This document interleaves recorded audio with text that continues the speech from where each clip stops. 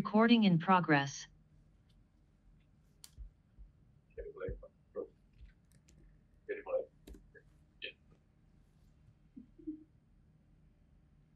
Selamat pagi dan salam sehat untuk kita semuanya.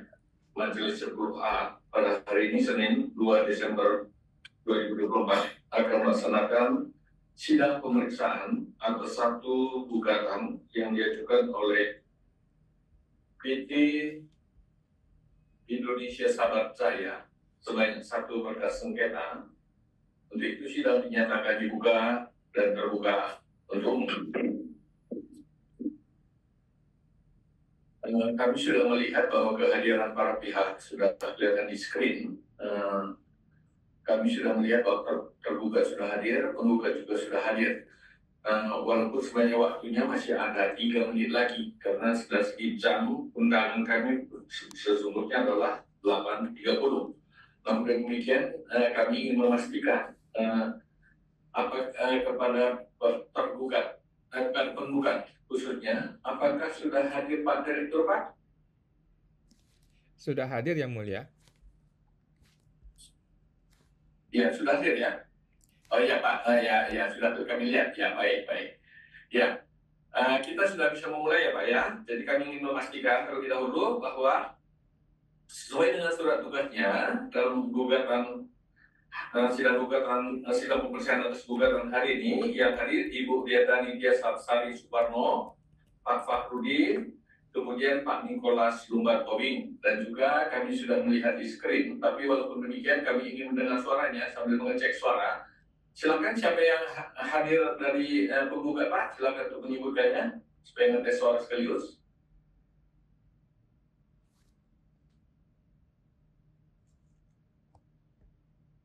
Penggugat bisa mendengar suara kami Pak?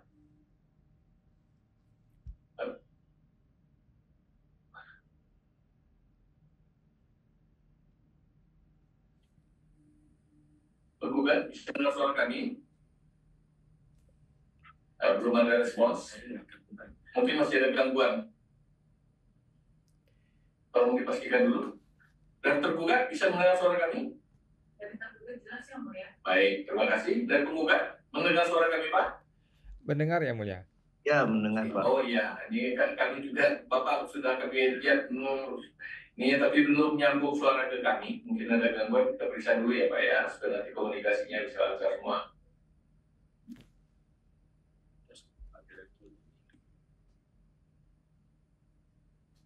Kalau Pak Direktur bisa mendengar suara kami Pak? Tolong dibuka mic-nya supaya kedengaran dari suara Pak. Bisa Pak Hakim. Oh baik, jelas suaranya. Dari kawan kami belum bisa mendengar suaranya Pak. Mungkin ada gangguan koneksi. Saya bisa yang Mulia, bisa. Oh baik, sudah jelas Pak, sudah jelas, baik. Ya, kita mulai sidang pemeriksaan ini. Maka sesuai dengan catatan kami bahwa agenda persidangan hari ini, maka agenda persidangan hari ini kami beri tugas kepada tergugat untuk menanggapi dalil-dalil penggugat yang sudah disampaikan pada sidang sebelumnya.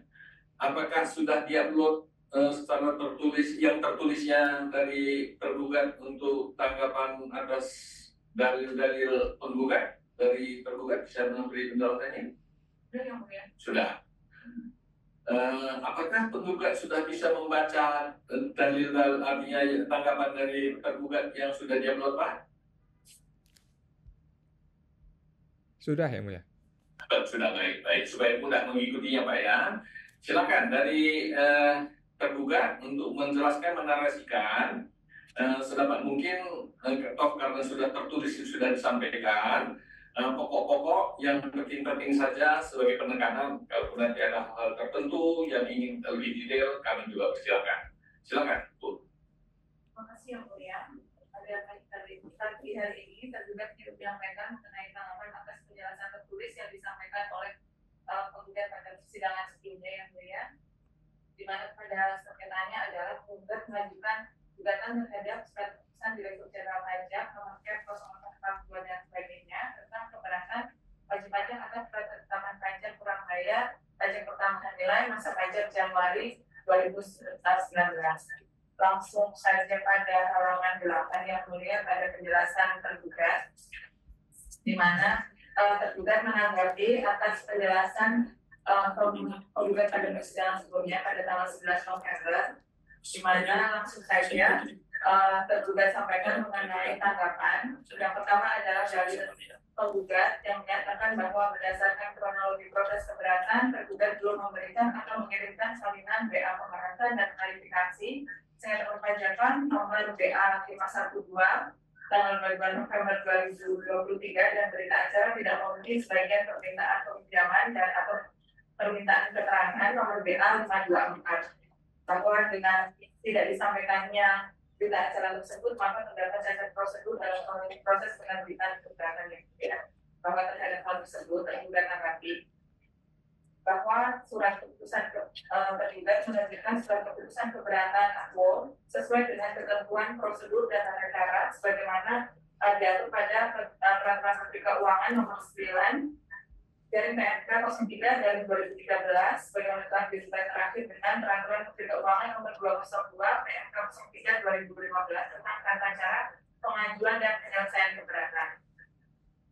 Bahwa berdasarkan peraturan tersebut, berita acara pembahasan dan klarifikasi dan berita acara tidak memenuhi sebagian permintaan pembicaraan dan atau permintaan keterangan merupakan dokumentasi proses penyelesaian keberatan di mana berdasarkan peraturan yang sama tidak diatur mengenai kewajiban tergugat untuk memberikan atau mengirimkan salinan kepada wajib pajak atau penggugat.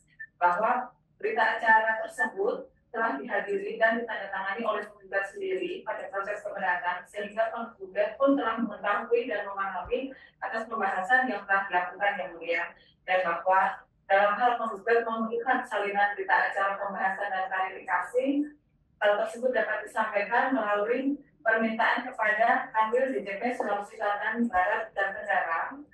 Namun faktualnya penggugat tidak mengajukan permohonan tersebut yang mulia, bahwa tergugat kembali menegaskan sesuai dengan peraturan PMK 9 dari PMK 03 2013 bagaimana telah dibuat terakhir dengan PMK 202 2015 tidak diberikannya salinan berita acara pembahasan dan klarifikasi kepada wajib pajak. Dalam hal ini penggugat tidak mengajukan prosedur penerbitan surat keputusan keberatan menjadi cacat hukum.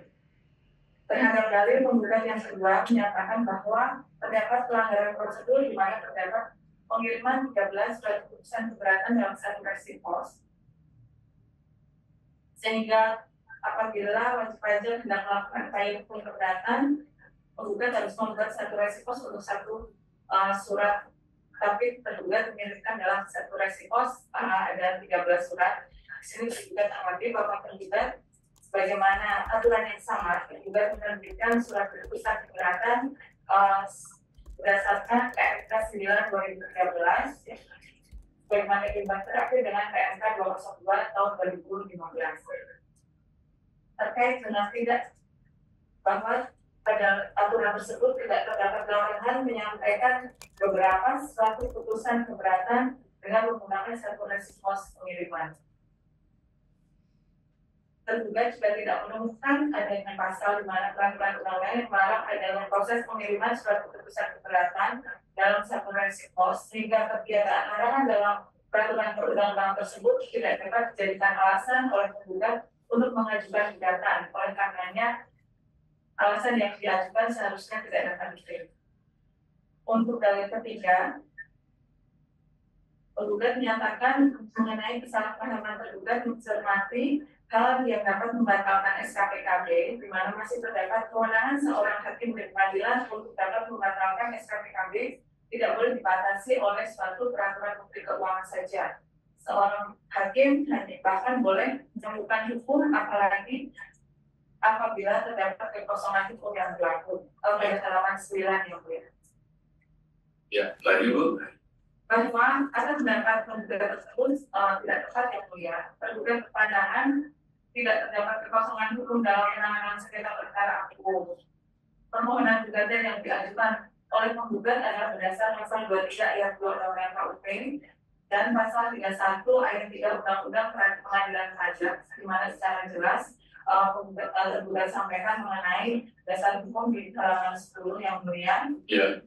pasal 23 dan pasal 31 ayat 3 Undang-Undang Kerja, di mana terkait dengan perkara KUO untuk lebih memberikan kepastian hukum terhadap pelaksanaan pengajuan dan penyelesaian keberatan, tergugat juga menerbitkan surat keputusan keberatan berdasarkan PMK 9 dari 2013, bagaimana telah dibuat terakhir pada PMK 202 2015.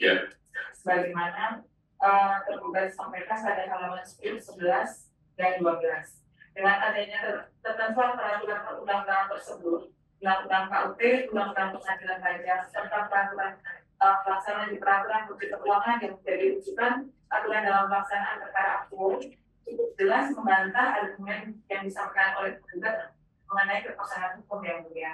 Berkaitan dengan pendapat penggugat yang menyatakan seorang hakim akan boleh melakukan hukum apabila terjadi kekosongan hukum yang berlaku, hal tersebut harus ditempatkan pada konteks yang tepat. Sebagaimana pasal 10 ayat 1 Undang-Undang 48 tahun 2009 mengenai kekuasaan kehakiman, di mana pengadilan dilarang menolak untuk memeriksa, mengadili, dan memutuskan perkara dan lain sebagainya dengan dalih bahwa hukum tidak ada aturan jelas, melainkan wajib untuk memeriksa dan mengadilinya. Bahwa berdasarkan asas ius kuriatif, majelis hakim boleh menentukan hukum dengan cara menggali nilai-nilai hukum yang berkembang dalam masyarakat melalui interpretasi dan penafsiran dan membuat konstruksi hukum dalam hal tidak terdapat dasar hukum yang tepat untuk memeriksa dan mengadili suatu perkara. Dengan tidak termaksud melampaui kewenangan majelis hakim. Atas pemeriksaan perkara akuo, tergugat berpendapat bahwa dasar hukum perkara akuo adalah cukup jelas mengenai ketentuan dalam Undang-Undang Pengadilan Pajak, Undang-Undang KUP, dan PMK yang menjadi dasar bagi majelis hakim untuk memeriksa dan mengadili gugatan yang dimohonkan oleh penggugat. Oleh karenanya, majelis dalam memeriksa berdasarkan pada hukum positif tersebut dapat memberikan keadilan yang seadil-adilnya.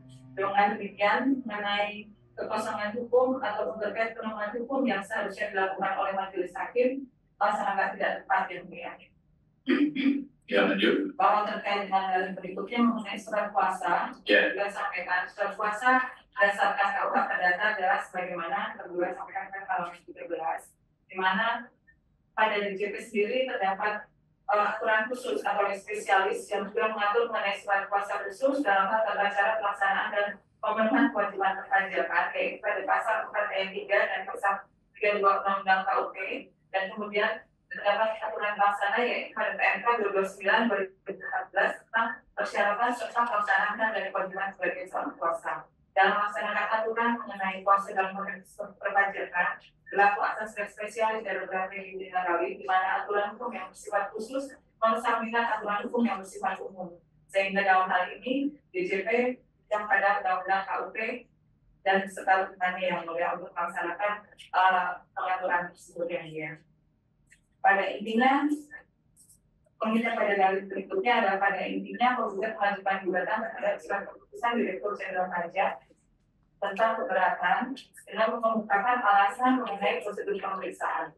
Bahwa hal ini dijadikan alasan yang diajukan oleh penggugat menjadi kabur atau absurdibel karena akan terjadi alasan yang tidak tepat dan dikarenakan alasan yang diajukan adalah alasan pemeriksaan atau erotik toksiko. Pada keberatan, pada proses perkara sendiri penggugat tidak mempermasalahkan mengenai prosedur pemeriksaan, sebagaimana tergugat sampaikan mengenai surat permohonan keberatan yang diajukan pada saat keberatan yang dilihat pada halaman 14. Di sini alasan yang diajukan adalah mengenai materi dari keberatan sendiri yang mulia. Mengenai koreksi uang keluar dengan koreksi terhadap uang masuk saja di rekening bank. Sehingga terhadap alasan yang mempermasalahkan mengenai prosedur tersebut seharusnya tidak dapat dipertimbangkan. Bahwa pada penjelasan yang disampaikan penggugat pada tanggal 11 November, penggugat itu mengakui fakta tersebut bahwa terjadi obscure email atau diajukan oleh MJP karena pengajuannya terhadap keberatan, namun alasan yang diajukan adalah mengenai SKP. Namun faktanya juga kita mengajukan gugatan sehingga tergugat dengan ini menanggapi dalil-dalil yang disampaikan oleh penggugat. Terhadap dari penggugat mengenai tidak ada rekaman audiovisual, sini juga sampaikan bahwa terhadap rekaman tersebut mengakibatkan bersamakan dengan tidak adanya pembahasan akhir, sehingga seharusnya SKP terus dicatat. Maka di sini tergugat sampaikan pada halaman 14 bahwa yang dapat membatalkan SKP adalah dua yang mulia, bahwa tanpa penyampaian SKP dan tanpa pembahasan akhir pemeriksaan. Kemudian tergugat sampaikan mengenai dasar-dasar ketentuan bahwa dilakukannya pemeriksaan adalah sebagaimana terdapat halaman 15 yang mulia. Pasal-pasal yang mengatur mengenai pemeriksaan yang tergugat sampaikan. Kemudian berdasarkan aturan tersebut, kewajiban yang harus dilakukan pemeriksaan dan berkaitan dengan pembahasan akhir pemeriksaan adalah menyampaikan undangan secara tertulis pada wajib pajak, membuat risalah pembahasan, berita acara pembahasan akhir pemeriksaan, dan diperiksa hasil pembahasan akhir, serta berita acara ketidakhadiran dalam pembahasan akhir pemeriksaan. Sebagaimana peraturan yang terkait, pemeriksa berdasarkan fakta dan fakta dalam penerbitan SKP telah memberikan kepada penggugat hadir dalam pembahasan akhir pemeriksaan, sehingga bahwa berdasarkan SKP yang diterbitkan oleh pemeriksa telah disampaikan kepada wajib pajak dan telah dilakukan pembahasan akhir pemeriksaan kepada wajib pajak, bahwa wajib pajak sendiri juga telah menandatangani berita acara pembahasan akhir pemeriksaan serta intikan akhir dan risalah pembahasan telah disampaikan kepada wajib pajak, sehingga dalil yang disampaikan oleh penuntut mengenai ketiadaan pembahasan akhir tidak berdasarkan. Namun tanpa mengurangi kepada semakin hakim, tergugat sampaikan mengenai putusan pengadilan putusan 01148 titik 99 dari 2023 dari PP dari MIIA tahun 2024 yang menolak permohonan gugatan penggugat atas surat ketetapan pajak dengan alasan SKP yang terbitkan tidak sesuai dengan prosedur. Maka pada putusan tersebut penggugat menyampaikan dalil tidak sempurnaan pada proses pemeriksaan karena tergugat tidak melakukan perekaman audio visual pada pembahasan akhir pemeriksaan sehingga dapat melanjutkan rekaman SKP. Bahwa untuk majelis hakim hal tersebut tidak mengakibatkan jasa hukum atau batalnya SKP yang dimaksud, sehingga pengadilan pajak berkesimpulan bahwa prosedur penerbitan SKP telah tepat dan sesuai dengan ketentuan peraturan perundang-undangan. Terhadap dalil berikutnya adalah mengenai SP2L diterbitkan tanpa penerbitan IDLP. Kemudian SPHP jasa prosedur karena tidak disampaikan secara langsung dan sah. Kemudian pembahasan akhir jasa prosedur karena tidak disampaikan secara langsung. Di sini tergugat tanggapi bahwa tergugat sudah melaksanakan berdasarkan pasal 26, pasal 43 dan pasal 84 ayat 1 peraturan Menteri Keuangan nomor 17 tahun 2013 tentang tata cara pemeriksaan sebagaimana tadi terakhir PMK 18 tahun 2021. Di mana pemerintah sampaikan bahwa cara penyampaian SP2L, SPHP dan dalam pembahasan akhir telah disampaikan oleh wajib pajak. Kemudian wajib pajak pun telah hadir dan telah menandatangani berita acara pembahasan akhir yang mulia. Sedikit menambahi bahwa dari penggugat yang menyatakan prosedur pemeriksaan dalam produk SKP tidak sah dan produk SKP dikirimkan menjadi satu. Di sini saya sampaikan bahwa penggugat telah menerbitkan dan menyampaikan SKP melalui jasa pengiriman atau sukses pengiriman sebagaimana disampaikan pada halaman 20 dengan tujuan alamat wajib pajak sebagaimana yang berdasarkan pada legislasi itu. Ya, ada satu hal mungkin perlu diberi tanggapan, yaitu yang pertanyaan dari penggugat pada sidang sebelumnya, yaitu terkait dengan apabila ada dalil dari pihak penggugat menggunakan peraturan perundang-undangan selain daripada tentang KUP, PPH atau PPN dan juga Undang-Undang Pengadilan Pajak, itu apa tanggapan dari tergugat? Tergugat sendiri berdasarkan asas spesialis darurat general yang mulia, apabila memang terdapat peraturan khusus yang sudah mengatur mengenai koreksi atau mengenai sengketa perpajakan, maka yang tergugat ke depan kan ada peraturan bidang perpajakan terlebih dahulu, baru kemudian peraturan umum apabila tidak diatur di peraturan perpajakan ini. Baik. Dari apa yang sudah disampaikan ini semua sudah lengkap ya Bu ya? Maksudnya yang Jadi sudah menanggapi dari 8 dalil yang disampaikan dalil waktu itu oleh penggugat, ini sudah ditanggapi oleh tergugat gitu ya? Oke, baik. Apakah ada yang mau disampaikan dari penggugat terkait dengan yang disampaikan ini? Poin yang tertentu saja Pak, tidak semuanya perlu ditanggapi. Baik, terima kasih Yang Mulia. Jadi kami akan menanggapi secara tertulis di sidang berikutnya, tetapi ada satu hal yang tadi Yang Mulia sudah sampaikan yang kami masih belum merasa jelas Yang Mulia. Pertanyaan kami sangat simpel, yaitu apakah tergugat itu mengakui atau tidak mengakui patuh atau tidak patuh pada undang-undang lain selain undang-undang perpajakan. Contohnya undang-undang administrasi perpajakan. Jawabannya yes or no Yang Mulia, bukan jawaban yang muter-muter seperti tadi itu Yang Mulia. Terima kasih Yang Mulia. Baik. Ya, ini nanti yang disampaikan oleh penggugat, artinya pertanyaan itu akan nanti diberikan penjelasan oleh Yang Mulia Hakim Anggota 1. Kami persilakan Pak. Terima kasih Yang Mulia Ketua Majelis. Sebelum Hakim Anggota 1 memberikan pertanyaan ke tergugat, ya, untuk menjawab pertanyaan penggugat tadi, ya, bahwa apakah tergugat menggunakan undang-undang lain selain undang-undang perpajakan.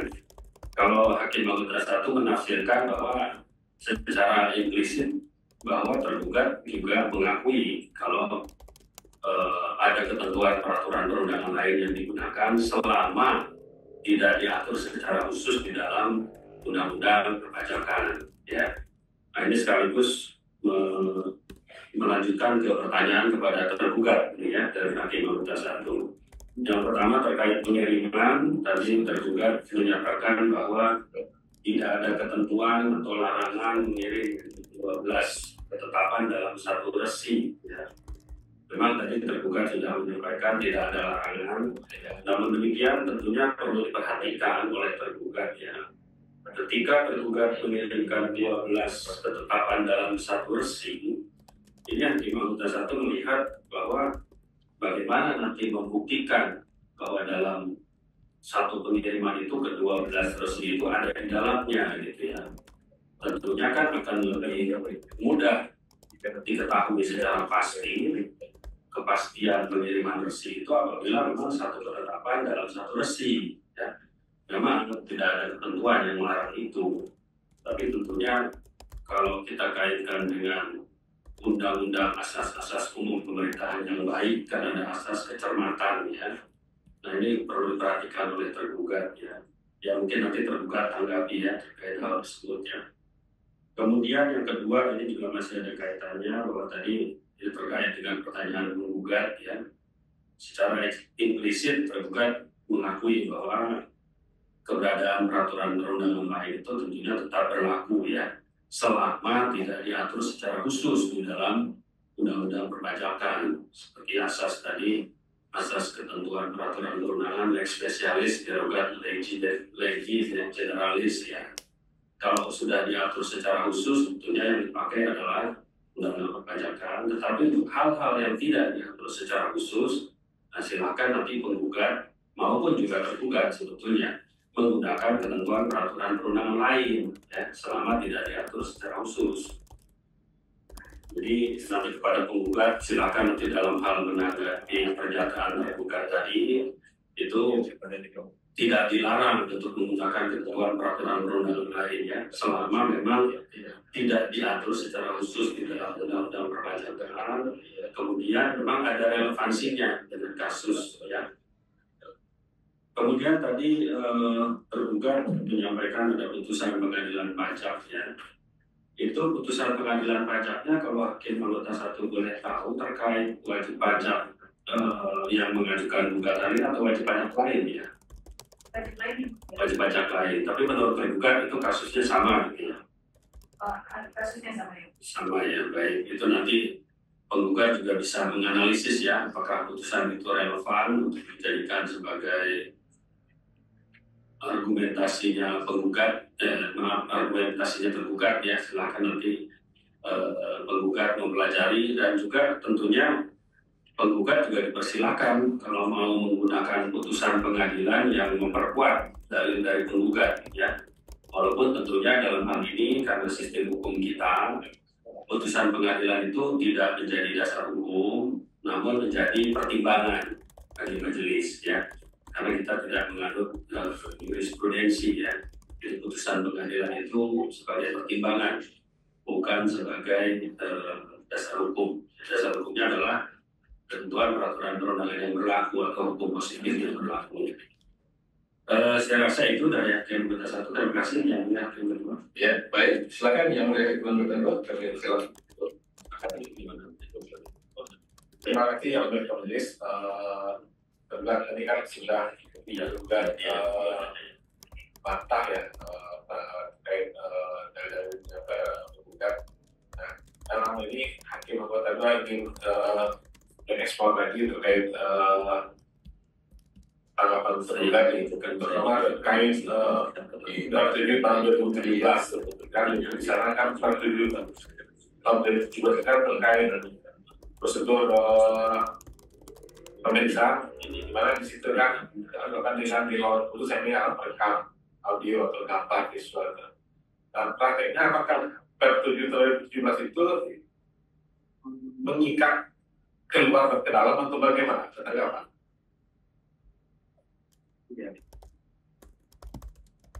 Itu ya, apabila Perpres 2017 ini adalah peraturan yang bersifat administratif yang mulia, yang hanya mengatur secara peraturan yang mengatur secara administratif bagi pegawai pajak dalam melaksanakan tata cara melaksanakan pemeriksaan yang mulia. Karena hal ini adalah untuk membatasi atau menjaga integritas dari pegawai pajak itu sendiri yang mulia, apakah dalam melaksanakannya sesuai on track atau tidak. Berarti karena ini kan sifatnya administratif ya, tentu ada pengawasan dari unit kekuatan internal saudara ya berarti ya.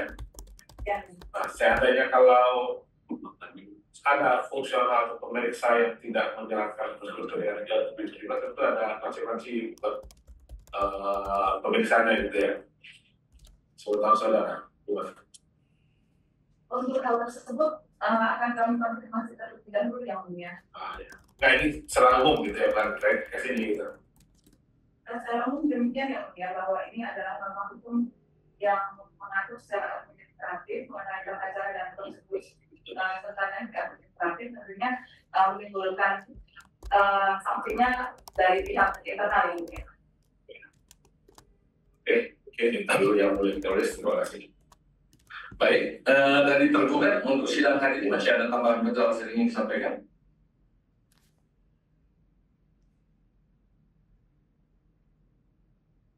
Oke, izin yang mulia, dari tergugat mendapatkan informasi bahwa atas keputusan keberatan yang sama juga sedang diajukan lagi oleh penggugat pada pengadilan negeri. Apakah tergugat yang bertugas sekarang juga mewakili di sana di majelis lain? Izin belum mendapatkan informasi. Belum mendapatkan informasi ya. Baik. Ya, tentu kami sekarang berfokus dulu kepada ini, walaupun nanti itu menjadi bahan pertimbangan lainnya. Kepada penggugat, masih ada tambahan penjelasan yang ingin disampaikan untuk sidang hari ini, Pak? Masih ada yang mulia? Ya, silakan. Baik, terima kasih yang mulia. Kami perlu sampaikan kepada yang mulia hakim anggota 1 dan yang mulia hakim anggota 2 bahwa kami mendapatkan kesan bahwa yang mulia hakim anggota 1 dan anggota 2 terkesan mengajari T tergugat untuk melawan P penggugat, terkesan memihak kepada tergugat. Hal ini dapat diketahui dari beberapa indikasi. Yang pertama adalah mengenai keputusan yang sama juga sedang diajukan banding oleh penggugat, itu disampaikan oleh hakim anggota pada sidang, kalau nggak salah sidang pertama atau sidang kedua. Kemudian yang kedua adalah tadi yang mulia anggota 1 mengatakan ini persepsinya seperti itu, bahwa sudah disampaikan secara implisit. Kemudian barusan lagi Hakim anggota 2 mengatakan audiovisual mengikat ke dalam. Jadi ini seolah-olah sesuatu yang belum disampaikan oleh tergugat melalui surat tertulis tiba-tiba dibantu. Ibaratnya dibantu Yang Mulia oleh Yang Mulia untuk tergugat, sedangkan kami sama sekali tidak dibantu. Tetapi tergugat itu selalu dibantu atau lebih tepatnya terkesan diajari oleh hakim anggota untuk menghantam kami, untuk melawan kami selaku penggugat. Kemudian jadi itu hanya peringatan kami saja Yang Mulia bahwa hakim anggota 1 dan anggota 2 sebaiknya jangan menimbulkan persepsi di masyarakat bahwa seolah-olah hakim memihak, seolah-olah hakim mengajari tergugat untuk melawan penggugat. Kemudian kami masih mempermasalahkan mengenai apakah tergugat mematuhi atau mengikuti undang-undang lain selain undang-undang perpajakan. Lagi-lagi tergugat sama sekali Yang Mulia tidak pernah menyatakan dengan tegas bahwa kami patuh kepada seluruh undang-undang di Indonesia ini, termasuk undang-undang selain perpajakan. Tetapi hakim anggota 1 membantu tergugat mempersepsikan isi kepala dari tergugat bahwa seolah-olah secara implisit mereka sudah mengatakan seperti itu, padahal hal seperti itu tidak disampaikan secara eksplisit.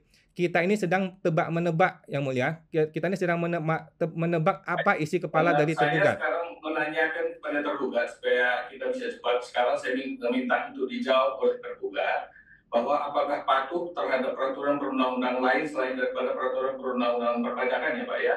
Iya atau tidak kan begitu? Melalui majelis silakan untuk dijawab tergugat patuh atau tidak, hanya itu jawabannya. Selama tidak bertentangan dengan peraturan perpajakan, tentunya kan patuh. Iya, saya kira sudah dijawab ya Pak ya. Dia patuh. Tapi ya tentu ada kaidah-kaidah yang harus dipatuhi juga. Demikian. Ada lagi? Baik, dari kami sudah cukup. Terima kasih Yang Mulia. Baik, terima kasih. Kalau untuk sidang hari ini sudah cukup. Sidang karena ini akan kami perpanjang ya, karena sidang hari ini belum selesai. Sidang akan diperpanjang dan sidang akan dilanjutkan tanggal 6 Januari 2025, sedangkan sidang akan berakhir pada tanggal 31 Desember 2024, maka sesuai dengan ketentuan pasal 81 ayat 4 Undang-Undang Penerimaan Pajak, maka persidangan akan diperpanjang untuk masa sidang 3 bulan berikutnya. Dan kami menawarkannya terutama kepada penggugat yang mencari keadilan tentunya. Ini saya putusannya saya tadi katakan 3 bulan, ini saya batalkan. Perpanjangan sesuai ketentuan hanya untuk 1 bulan sidang berikutnya, ya 1 bulan, karena untuk gugatan memang harus cepat, kalau untuk banding 3 bulan, ya. Dan sesuai dengan ketentuan pasal 81 ayat 4 Undang-Undang Penerimaan Pajak, perpanjangan untuk sidang gugatan hanya 1 bulan berikutnya. Kemudian kami ingin menanyakan kepada penggugat, karena ini perpanjangan hanya 1 bulan, apakah bisa pada sidang yang akan datang yang direncanakan tanggal 6 Januari bisa memberikan tanggapan itu sekaligus sebagai closing ya Pak?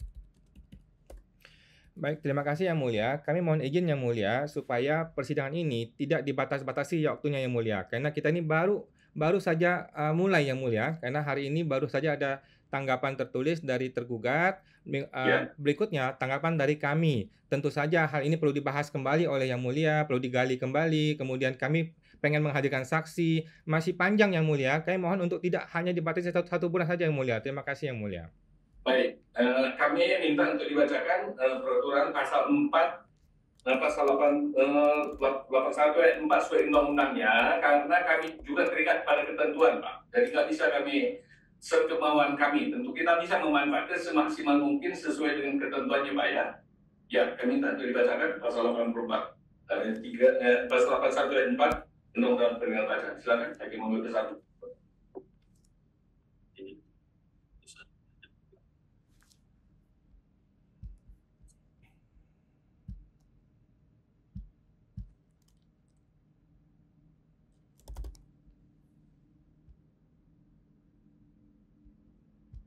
Terima kasih Yang Mulia Hakim Ketua. Jadi begini ya penggugat ya, di dalam peradilan dimanapun ya, selain tidak hanya di pengadilan pajak, ya, pengadilan umum, pengadilan agama, militer, tun, itu semua ada ketentuan yang disebut namanya hukum acara.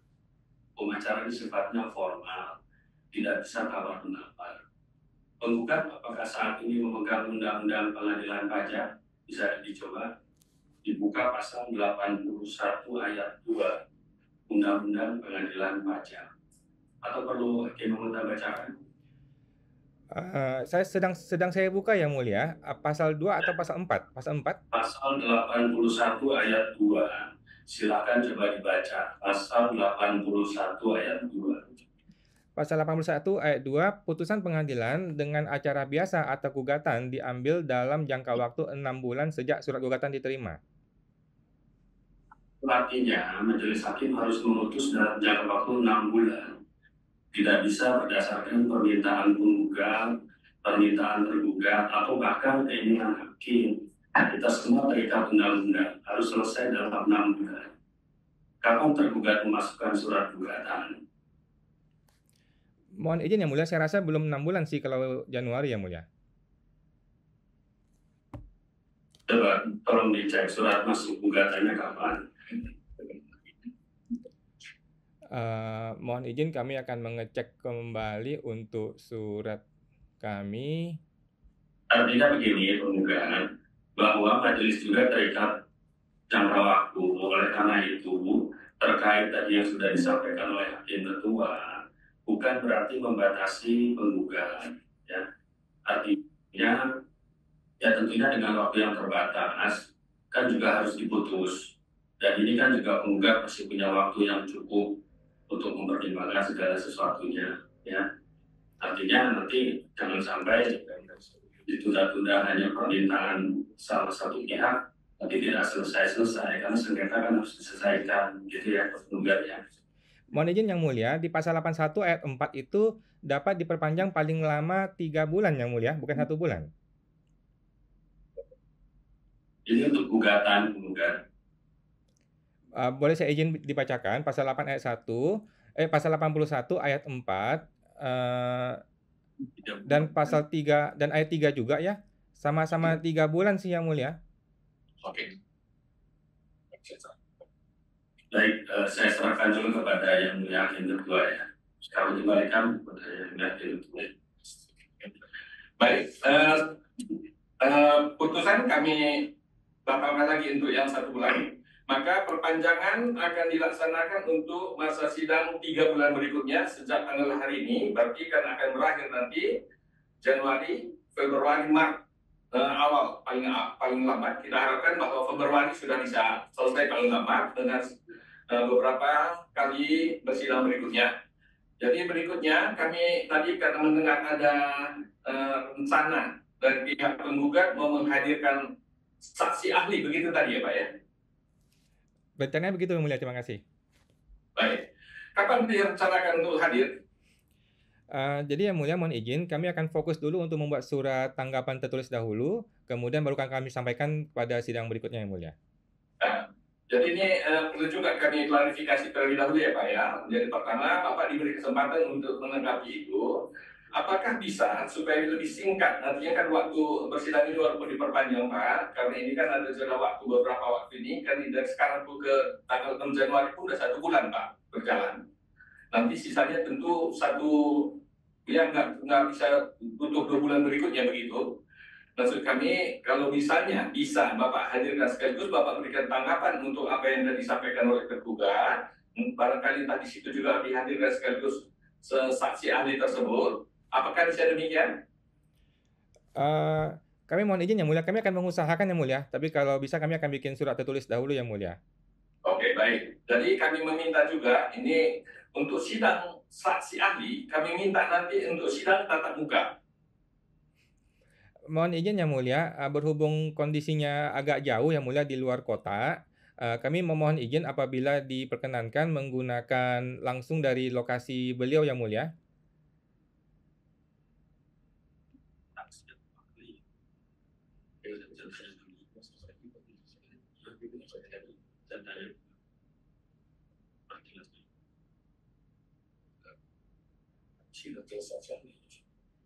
Ya makanya kalau ahli sebenarnya kan bisa tertulis ataupun komposisi Baik, kami akan berikan dulu sedikit penjelasan tentang terkait dengan saksi ahli ini, dan kami minta kepada Yang Mulia Hakim Anggota 1 untuk memberikan penjelasan hak-hak daripada penggugat untuk menyampaikan kehadiran atau menghadirkan saksi ahli ya Pak ya. Silakan Yang Mulia Hakim Anggota 1. Terima kasih Yang Mulia Hakim Ketua. Jadi untuk memperjelas dulu, yang ingin dihadirkan oleh penggugat sebetulnya siapa kalau boleh tahu ya. Baik Yang Mulia, mohon izin yang kami pengen sampaikan bukan saksi ahli tetapi saksi fakta Yang Mulia, yaitu orang yang hadir pada saat terjadinya pemeriksaan di keberatan Yang Mulia dan pemeriksaan juga. Baik, yang hadir ini apakah pegawai dari penggugat? Pegawai atau pihak yang hadir waktu itu Yang Mulia. Baik, kalau pegawai dari penggugat, kalau menurut Hakim Anggota 1, itu sebetulnya kategorinya bukan saksi, tapi adalah penggugat, bagian dari penggugat. Jadi silakan saja dihadirkan selama yang bersangkutan mendapat kuasa dari pengurus, tidak perlu disumpah, karena itu bagian dari penggugat. Seperti misalnya Pak Jenny menunjuk karyawannya untuk mendampingi selama persidangan, boleh hadir untuk menyampaikan secara lisan selama mendapat kuasa atau surat tugas dari Pak Jenny selaku pengurus. Jadi bukan saksi. Kalau saksi itu bukan bagian dari penggugat, tetapi dia mendengar, melihat, mengalami secara langsung, itu adalah saksi. Kemudian kalau ahli adalah orang yang ahli di bidang hukum misalnya, itu bukan bagian dari penggugat, bukan juga ahli, bukan juga saksi, tapi ahli. Jadi ada beberapa kriteria. Jadi kalau tadi seperti yang disampaikan oleh penggugat, itu sebenarnya bukan saksi, tapi pegawai dari penggugat. Silakan saja dihadirkan, tidak perlu disumpah, selama ada surat tugas atau surat kuasa dari Pak Jenny selaku pengurus. Ya. Ini majelis bukan membantu penggugat, tapi memang itu tugas majelis. Jadi sama kepada tergugat maupun penggugat, ini tugas majelis ya. Tidak ada keberpihakan dari majelis. Keberpihakan majelis itu adanya di putusan Pak. Jadi kalau dalam persidangan para pihak mempunyai hak yang sama untuk bukan diarahkan ya, tapi dibimbing lah oleh majelis ya. Bisa dipahami penggugat? Baik, terima kasih Yang Mulia. Kami mohon untuk kita fokus dahulu kepada dokumen tertulis kami pada sidang berikutnya Yang Mulia, baru kita bahas mengenai yang berikutnya Yang Mulia. Terima kasih Yang Mulia. Baik, sementara saya kembalikan dulu kepada Yang Mulia Hakim Ketua. Ya, terima kasih Yang Mulia Hakim Anggota 1. Jadi penggugat ini sudah makin jelas bagi kami bahwa ternyata yang dihadirkan adalah saksi fakta ya Pak ya. Betul Yang Mulia.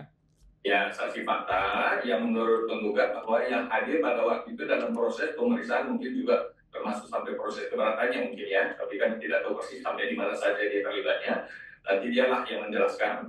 Tapi seperti tadi jelas oleh Hakim Anggota 1 bahwa sebenarnya kalau dia adalah karyawan atau bagian daripada pihak penggugat, nanti tentu tidak perlu sumpah Pak. Karena kalau saksi ya harus disumpah. Begitu maksud kami memberikan penjelasan itu supaya nanti mempermudah juga kita proses selanjutnya, karena kalau sumpah kalau secara online ini karena berita hukum acaranya ini bagi kami menghadirkan ke tempat Pak sidang di Jakarta, di tempat di ruang sidang ini. Tapi kalau misalnya memang dia sebagai karyawan tentu dia tidak perlu sumpah, ya silakan nanti kita bicara secara online. Yang mana Bapak pilih? Secara online atau onsite? Baik, terima kasih Yang Mulia. Kami sudah pasti akan memilih secara online.